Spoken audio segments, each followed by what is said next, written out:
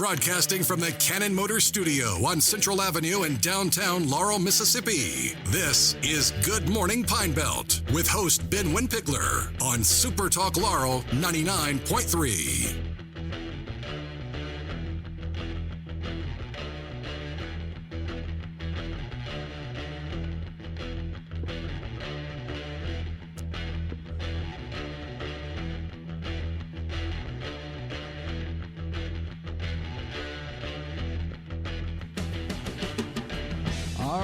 Good morning, Pine Belt. Thank you for tuning in this morning, wherever you may be listening. Live here on a wet Wednesday morning. Live here in downtown Laurel in the Cannon Motor Studio. Thank you for tuning in. Got a great show lined up for you today. Great show lined up for you, including we're going to be talking with newly elected Senator Don Hartness. I'm excited to talk to him. Before we get to him, we got a couple more great interviews that we're going to do beforehand. First interview today, we're going to be talking with Mr. Daniel Ray, but before I bring him in, I want to mention that this segment of Good Morning Pine Belt is brought to you by BankFirst. For all of your banking needs, you can go check out BankFirst today.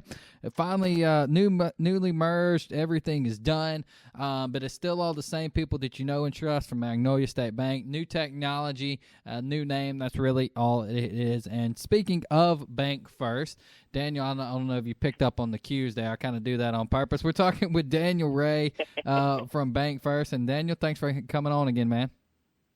Ben, I appreciate it. I love getting to join you, and glad to be here this morning. Absolutely, man. Absolutely. Well, Daniel, let's jump in, man. I know that everything is finally done. The conversion process. I know that everything, from what I can tell, at least on the regular customer side of things, went very smoothly. I had no transition problems when I was going through all this as a now BankFirst customer. So through the transition process, everything seems to be done. How's everything look on y'all's end? Man, it's been really good. I know I sound like a broken record because I think I said this the last two times, but banking is about people, and the Magnolia State team that joined us and now is a part of BankFirst, it's just a ton of great people. And so they put in a lot of great work and effort to make sure their customers are taken care of. And now we get to say our customers. And, we're just really happy with how things have gone. And hopefully if there are anything out there that people have questions about, or if you have something that you need, just come on down to the branch or call us and let's get it taken care of. But really happy with how the transition's gone. Yeah, absolutely. And I'll say again, just as somebody who is a customer of you guys, y'all's app is fantastic. I'll tell you, and don't get me wrong, I love Magnolia State Bank, but the technology and things that y'all have in the app is really cool, and it really is just a new, fresh look at the way banking is done. It is. It's great, and there's some features in there that just make life convenient. Yep.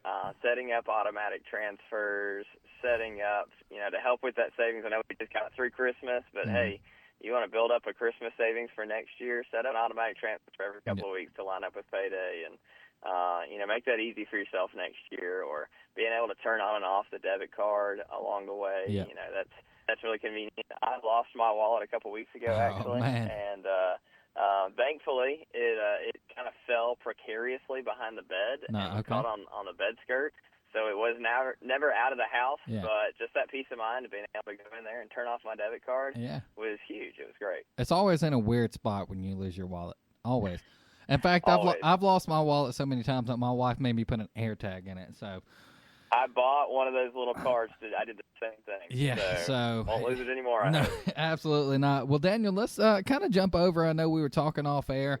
Obviously, BankFirst is not just obviously you service your customers and do a great job for your customers, but y'all really are about getting information out to community as a whole. Even if maybe you're not a BankFirst customer, you want to help people succeed in their banking life. And we're kind of coming into a new year, coming off some shopping, and we're also coming into tax season. So I want to talk about a few tips as people are doing their taxes. They just finished Christmas shopping, maybe some things to look for, because even though Christmas shopping is over, the fraudsters are still out.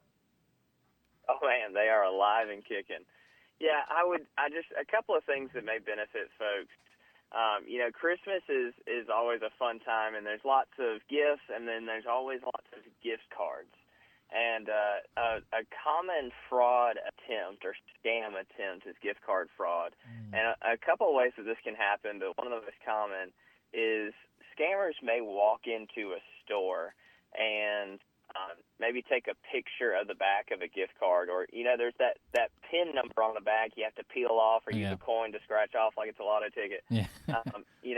If you happen to have a gift card and you haven't used it yet, go look at the back of that thing and see, is that PIN number scratched off? Yeah. Because there's a good chance that may have been an attempt. The fraudsters will go in there and do that. They'll save all the information, and then like December 26th, they'll go in and see if they can load that card or use that card online or something, and hope that it was activated. Yeah. I went into a big box store buying a gift card for somebody and ran into this myself. And all I did, I took the card that had already had the PIN number scratched so they could see it, took that to the front and said, hey, this one probably needs to be tossed, and got a new one that hadn't had the sticker pulled off or scratched.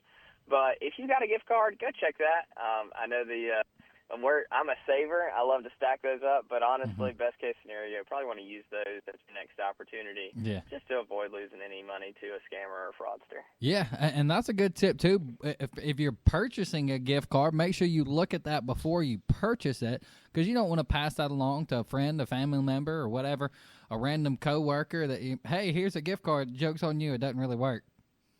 Yeah, that's a bad time, and Nobody wants to have that kind of experience. No, yeah. You're absolutely another common one. Sorry, go ahead. No, go ahead.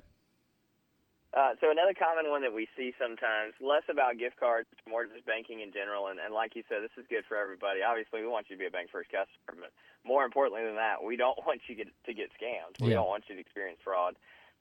So something to look out for, especially is like you mentioned, we're coming up on tax season.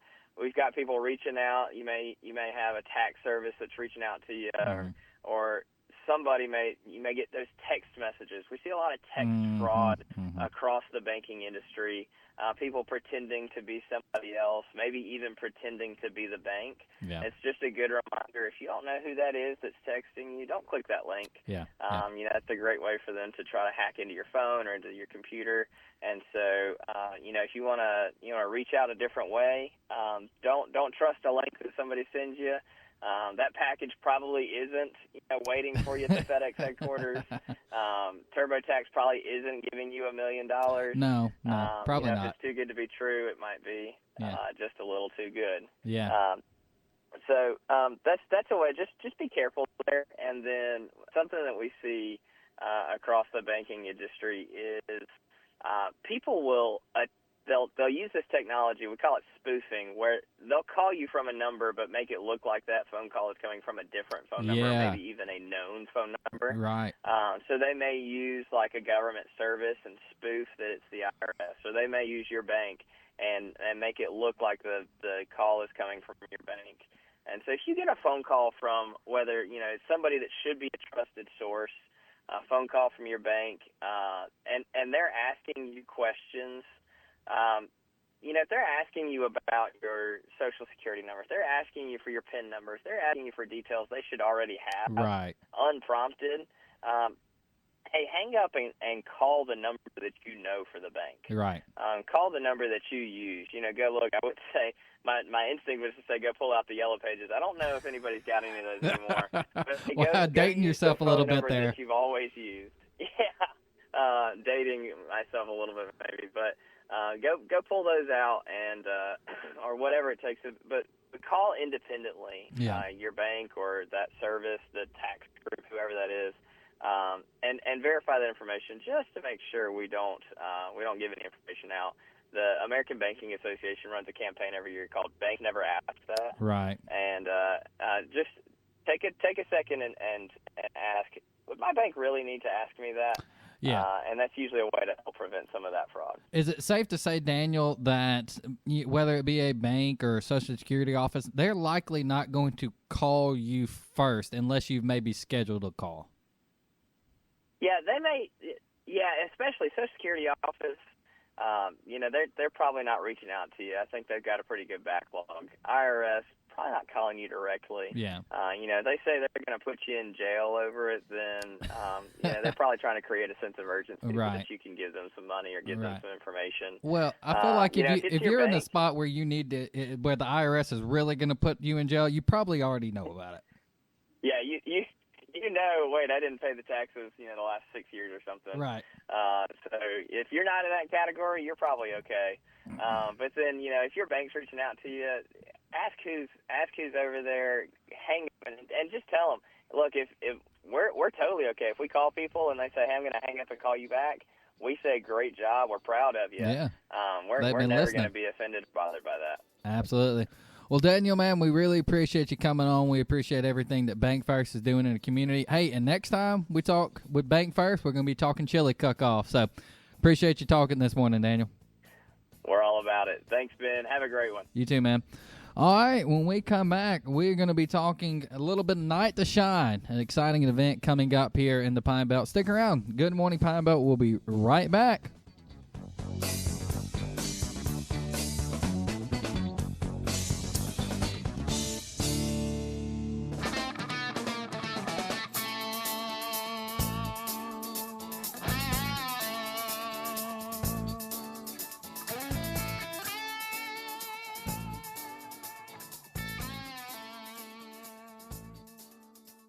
You're tuned in to Good Morning Pine Belt on SuperTalk Laurel 99.3.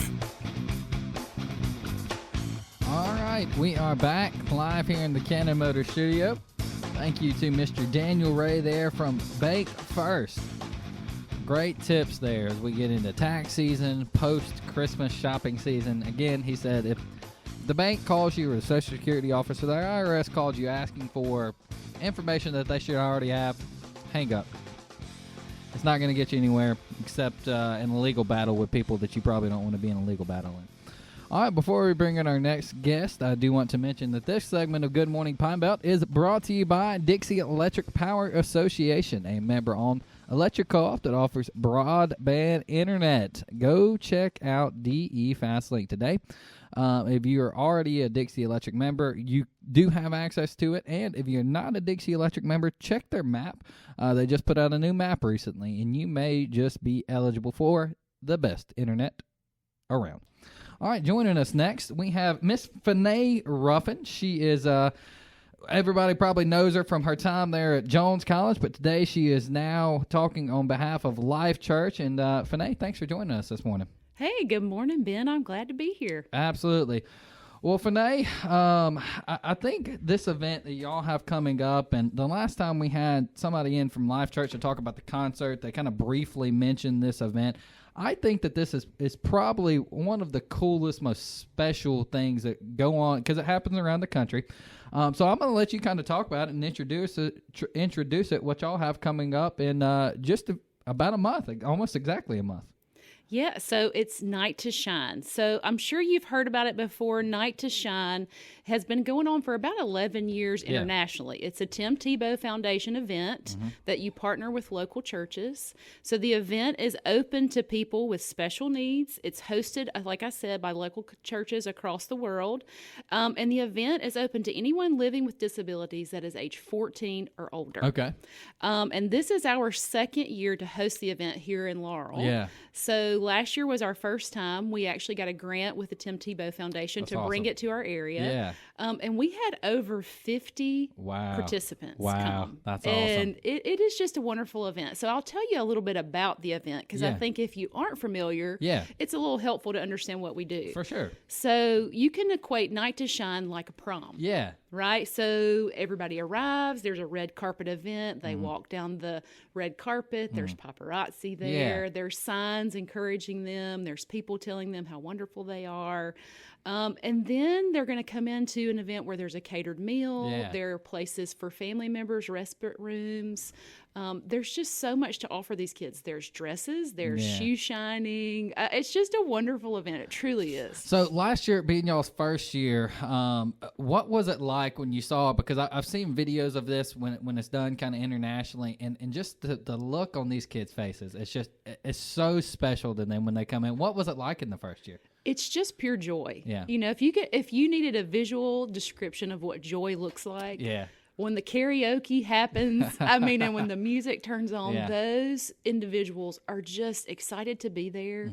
They are surrounded by people that love them. It is truly a wonderful event to participate in, but it blesses you way more than it blesses them, I think. Yeah, I think you're absolutely right. I know this year y'all are trying to get a few more people in there.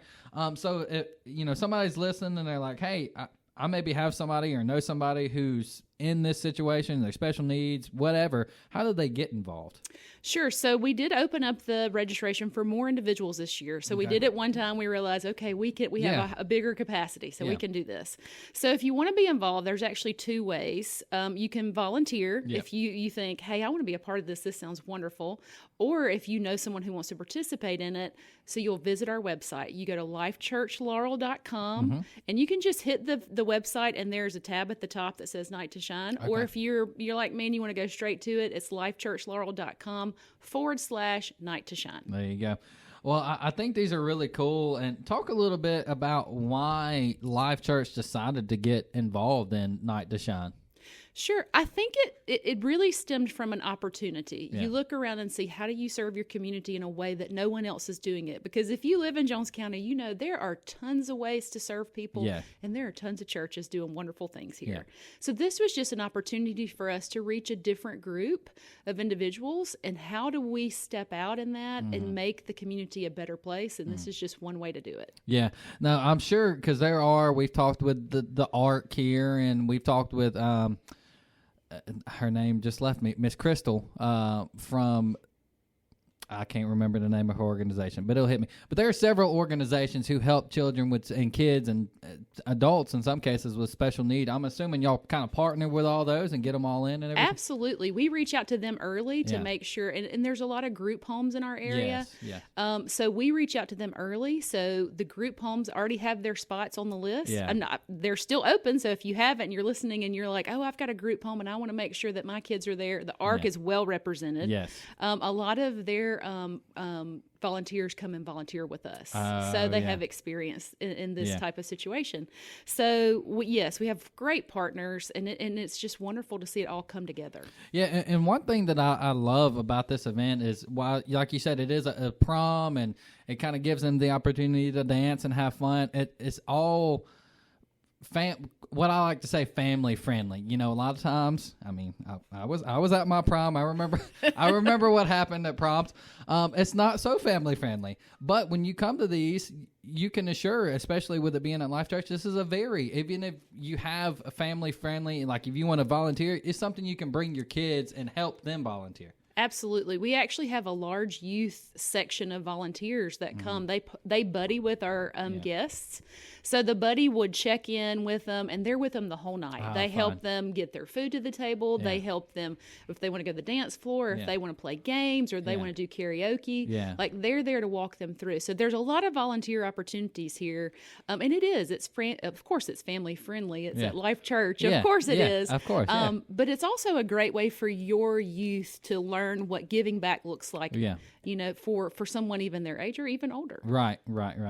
Yeah, so I'm sitting here looking at too, and y'all have like a whole crowning ceremony and everything. Our king and queen. That's right. It's my favorite part. Yeah. So and this is a Tim Tebow Foundation thing. Yeah. So every single guest will get a crown. Wow. And a crowning moment when they're at the event. Right. So they're the king and queen of their prom. Yeah. Everybody is. That's so cool that each individual person gets that special, because my dad worked in special need kids for a while at schools and everything, and they may get upset if they see somebody else but they don't have the ability maybe to understand. So it's so cool that they do. Each one of them gets individual. All right, so let's talk a little bit about, obviously, it's February. It's always the Friday before Valentine's Day, right? That is correct. You can mark your calendar. It's always the Friday before Valentine's Day. Gotcha. So that's at 6 o'clock when it starts. Is there anything that anybody we need to know that we didn't cover? Anything maybe that I'm sitting here looking, y'all do the shoe shine. What's that sensory room look like? What is that? Sensory room is just going to be someone who maybe has sensory issues. Okay, doesn't like the loud music and everything. Right. They have a place that they can go at the event as well. Okay, and I'm looking to y'all even will, like, bring some of them in a limousine. Yeah. Oh, yes. They ride around the parking lot. You know, my our Life gosh. Church campus is pretty large. Yeah. And so when they get there, after they get checked in, they get in a limousine. They take a ride all the way around the campus, and they get dropped off on the red carpet. Yeah. I mean, it's really so much fun. We had a Cybertruck there last year I bet and a they love limousine. that. So, yeah, they got to choose what they wanted to ride in. That's they listen so to cool. music they want to listen to. It's truly, it has every facet of a prom. Yeah. In it. So is this the only one that's kind of in the Pine Belt area? It's the only one that I'm aware of. I know they do a couple of them in Hattiesburg. Okay. But like I said, everybody has a capacity that they can serve. Right, And so we're just trying to grow our capacity. Yeah. And so this year we're the only one in Jones County that I know of doing it this year. That's really awesome. And it's open to anybody for volunteers. It's open to anybody living with disabilities. You can go, and I'll tell you what, if you haven't watched the videos, go to the Tim Tebow Foundation or just look up Night to Shine and watch some of those videos. And it really will, and I think you described it perfectly, Finee, pure joy. Mm-hmm. It really is pure joy. So real quick as we finish, remind people how they can volunteer if they have somebody who maybe they want to attend, if they have a group home, or if they're like, hey, I don't really like the internet. How do they maybe get in touch with somebody to do that? Sure. So if you don't like the internet, I'll tell you, you can contact our event coordinator, Michelle Wilson, at 601-662-8336. And if you do like the internet, visit us at lifechurchlaurel.com. Like I said, /Night to Shine. You can see us on Facebook and Instagram as well. And just a note, our registration for participants is going to end January 30th. Okay. So make sure you get in before that deadline. We want to make sure we have all the gifts and all the things that we want for every individual coming taken care of by the time they get Absolutely. So get that done early, and that's why I believe we brought y'all in, so we can make sure we got everybody in before the registration deadline, January 30th, correct? January 30th. January 30th. Be sure you sign up there before that. Go check them out there online or give them a call over there at Life Church. I'm sure they'll get you in contact with the right people. But I'm sure they will always take volunteers up until as soon as you can get there. So, Finee, thank you for coming in. I think this is an incredible night that y'all are putting on. And I'm excited to see the videos again. So, well, thank you for having me today. Absolutely. All right. When we come back, we're going to be talking with Senator Don Hartness about his new term, new legislative session starting up now. So stick around. Good Morning Pine Belt. We'll be right back.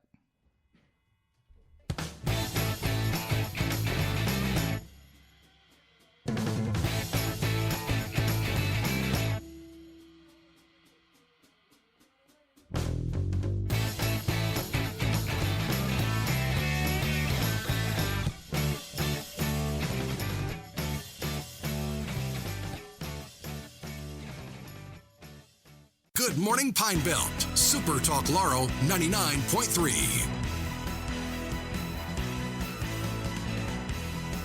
All right. Good morning, Pine Belt. We are back live here on a Wednesday morning.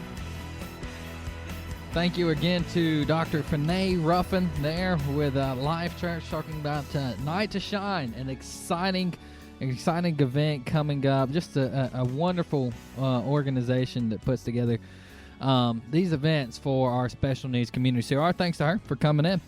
All right. As I promised in the last segment, we got an exciting last couple segments to the show here. But before I do that, I do want to mention that this segment of Good Morning Pine Belt is brought to you by McLaurin Carpets out in Soso. From carpet to custom tile shower and every type of flooring in between, you can go see McLaurin Carpets today for quality that will long be remembered after pricing is forgotten. They're right there off of Highway 28 in Soso, Mississippi, or online at McLaurinCarpets.com. All right, joining us now, he's been on once before, right after he was elected, but he is now gavelled in and sworn in and everything, is Senator Don Hartness. And Senator, if you'll pull that mic down to you just a little bit. There you go. How you doing this morning, sir? Very good. Just a little cool out this morning. It's a little cool, but hey, you know what? It's that time of year where it actually starts getting cool. It's not like when we were at Christmas. It was 75 degrees and you got to wear shorts. Can't figure this stuff out. I know. Well, I tell people all the time, if you don't like the weather in Mississippi, wait 5 minutes. Exactly. It'll probably be good to your liking. All right. Well, Senator, last time we talked, you were just newly elected, and we're kind of outlining your thoughts and everything. And y'all have now gavelled in, and obviously hadn't quite had time to kind of really get into the flow and everything, but you're a week or so in now. What's your first week or so been officially in the position? Well, we started Tuesday getting sworn in, so that was a big deal. I bet we had between the five of us getting sworn in, probably 400 or 500 people. Wow. There. So the chamber floor, Senate floor was really full. I can imagine. All right, so you're in now, and y'all are you're starting your sessions, and you're telling me off air that really Tuesday, Wednesday, Thursday are kind of y'all's heavy days where y'all get in there. So what was that first week like? You're after you got gavelled in, and you sworn in and everything. What was that first official week like? Well, they started off the bat with school choice and PERS. Yeah, they hit me right between the eyes. Didn't give me a chance to think. Baptism by fire. Yeah. It's a good thing. Of course, anything that starts in either House or the Senate side gets sent to the other side. So whatever we passed the other day on PERS and on the school choice does go to the House. Yeah. They make their changes on it, send it back, and then we approve it or not. And if it becomes a tussle, then they'll get both sides together, 3 off, I think, one committee, 3 off the other committee on each side, and try to delve it out what they can agree to. Yeah, absolutely. So this was obviously has been a hot topic across the country, but in particular here in Mississippi, just over the last couple years in particular, it's kind of always been there, but it's been a hot topic. Is this school choice? And I know that y'all kind of got some legislation through. It was fought back and forth last year, and nothing really quite solidified. But first, let's talk about what y'all have gotten done so far just in these first couple of days. Well, the Senate side, which I can speak to, is that we had this quote school choice bill was really more of a school transfer bill. And if you read it and look at it, in fact, I'm posted it on my Senate page so you can take a look at it. Most schools, public schools, already have a transfer policy. Right. So we really didn't delve into the nuts and bolts. We did have a teacher pay raise. I think that was in there for 2000. There were some other issues on there. And like I said, I post those on the Senate page so you can take a look at it and read it. But I guess the biggest misnomer that I hear out there is that if a school, if West Jones or South Jones has an opening and they have one opening, they control how many students they have at that school. Right. So if there's one opening, basically, you want to fill that position because each empty seat costs the school money. So it's $6,500, $7,500, whatever that number is. You don't want to leave it empty because those are funds that the school could use. Right. So it basically it's the two schools control it, the school that you're at and the school that you're going to as far as that empty spot. Right. Now, the transportation part of it, if they happen to go, say, to Petal in my district, they have to provide their own transportation. Okay. Yeah. So there's none of that. It's not going to cost us, the school district extra to send that one student from Jones County down to Forest County. They don't have to send the bus all the way down to pick them up and everything. Well, that's been a big question that I've had come up from various people and everything. But another thing that I think, and we've talked about this a little off air, is that people are really concerned that there's going to just be these mass exoduses from school. And first of all, like you said, the school has to have the right amount of people. And even if they do, I don't think that's necessarily going to be the case, that you're going to see hundreds of kids transfer from school to school to school. What I'm really excited about with this bill would be your private schools and homeschools. Yeah. I homeschool my son. I didn't receive any funds for doing that for the last 3 years. And that, you got to buy textbook material. You got to provide certain things. That's exciting for the homeschoolers. In the private schools, that's going to help tremendously. Say that you've got a school that's got a D or an F here in Jones County, and they want to get out of that school. I mean, most parents say, I want them out of here because I want them to get a decent education. But they can't necessarily afford a private school. Well, and then the money follows the child, so if they can go to a local academy or Silver Bay or some of these local PCS, whatever the school is, and transfer there and get out of it. It's almost like a business. Not every business can succeed, and some of those schools are failing probably need to close. Yeah, you're absolutely right. So first of all, so does that mean that the Senate bill that y'all have let through that does have that included in that?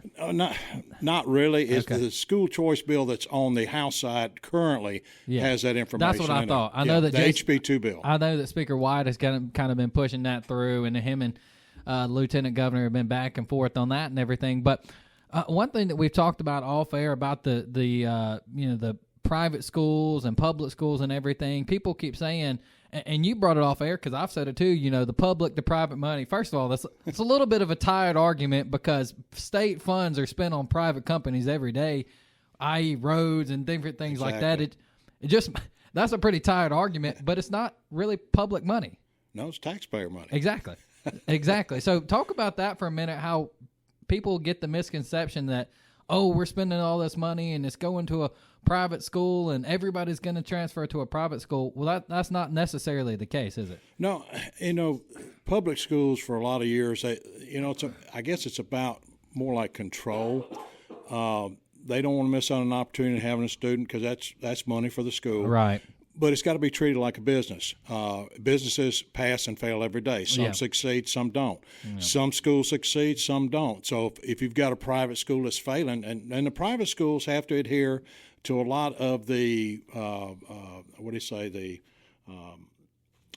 the requirements that the public schools have. So they're not going to skip and get a less education. Right. You're absolutely right. I think people forget that too. While they do have they are private and you pay tuition and everything, it's not like they're just out there willy-nilly. They still have standards that they have to follow, which is, really important there. I kind of lost my train of thought there. All right, so back to the actual bill itself. So right now, like you said, it's y'all have passed it through in the Senate. It goes over to the House, and have you talked to your colleagues in the House? I know that Jason White is obviously a big proponent of it, but he's going to push what he thinks it should go through. So how is this something that you think will actually be passed through this year? Because I know it was really fought hard last year. Well, the lieutenant governor on the Senate side is pretty much the lieutenant governor for the state of Mississippi, drives policy. Yeah. It's basically, if you get to the nuts and bolts of it, the lieutenant governor controls what passes and fails a lot of times because it's his committees, it's his chairman, whatever bill he wants out, then that's it. I almost feel like it's still going to be a couple of years away because I believe the lieutenant governor is not for this HB2 bill. Yeah, no, and I would completely agree. I remember where my question was. All right, so as y'all are putting these things together and putting these bills together, a lot of people feel like, hey, well, these are just politicians who sit up there and they don't really have a clue what happens in the day-to-day.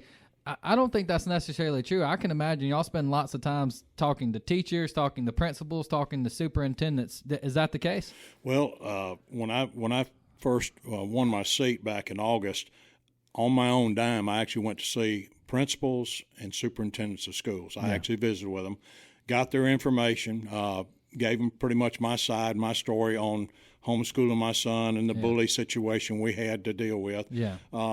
And I didn't have the freedom to move my son. You can move him within the district, but if you don't want him there and you want to put him in another district, then that's where you get the pushback. Right. So question, when it comes, obviously the public school is pretty simple, but when it goes to public school to private school to homeschool, if all this does work out or when it works out, whatever the case may be, how does that work money-wise? How do they say, a parent says, hey, I want to take my kid out of a public school and I want to homeschool them. How do they get that money? Well, there's certain things in the HB2 bill which I haven't looked at its entirety. I think they've posted it. I think there's some ESAs in there that you can put funds into. I did talk to State Treasurer David McCray the other day, and I asked him about impact, which impact is for state folks to put money in and pay for college. Right. It's at 101% funded right now, which means the money in there is actually making money at 101%. So I'm hoping they'll do that with PERS. I know we kind of got away from school choice and going into PERS, but we've got to make that whole. We're just putting money in the system and just kicking the can down the road. There's got to be some decisions made on hard funding for that to make sure it's fully funded for all the promises we made to the public employees. Yeah, and I'm glad you brought that up because we're running out of time here. I know that school choice is a big hot topic, but another one is PERS. And I'm going to bring Senator Hartness back here in the final segment, and that's what we're going to talk about is some more info about PERS. Because as we talked about with Hunter Jeffcoat from Cooley and Labus a couple weeks ago, it affects so many people across this state of Mississippi, including a lot of people here in my family, and I'm sure if you're listening, a lot of people in yours. So we're going to continue our conversation with Senator Don Hartness here, newly elected senator, just gavelled in on the other side of this break. So stick around. Good Morning Pine Belt. We'll be right back.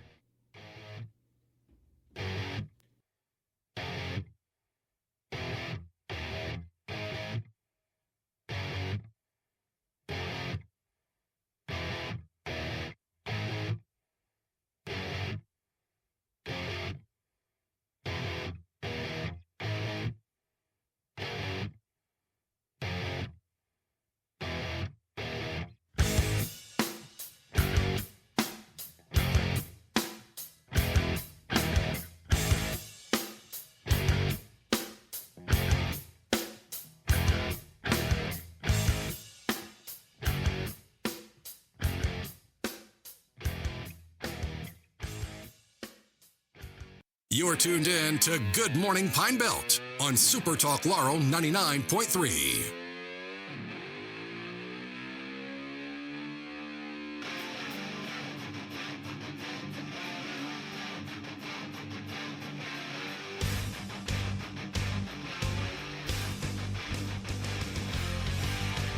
All right, here we go. Good Morning Pine Belt. We are back. Final segment here on a Wednesday morning. Beautiful, historic, a little bit chilly, cold downtown Laurel, Mississippi, live here in the Cannon Motor Studio. Thank you for tuning in this morning wherever you may be listening. We're going to continue our conversation here with Senator Don Hartness, but before I do that, I want to mention that this segment of Good Morning Pine Belt is brought to you by Community Bank, local bankers, local decisions, and plenty of convenient locations, including one just down the block right here on Central Avenue. Longtime partner of us here on Good Morning Pine Belt and at Super Talk. So thankful for them. Go check them out today. All right, we're continuing our conversation with Senator Don Hartness. And Senator Hartness, we were talking obviously lots in the first segment about the school choice because that affects so many people across our state with kids and transferring and this and that and you know money's going which way and what.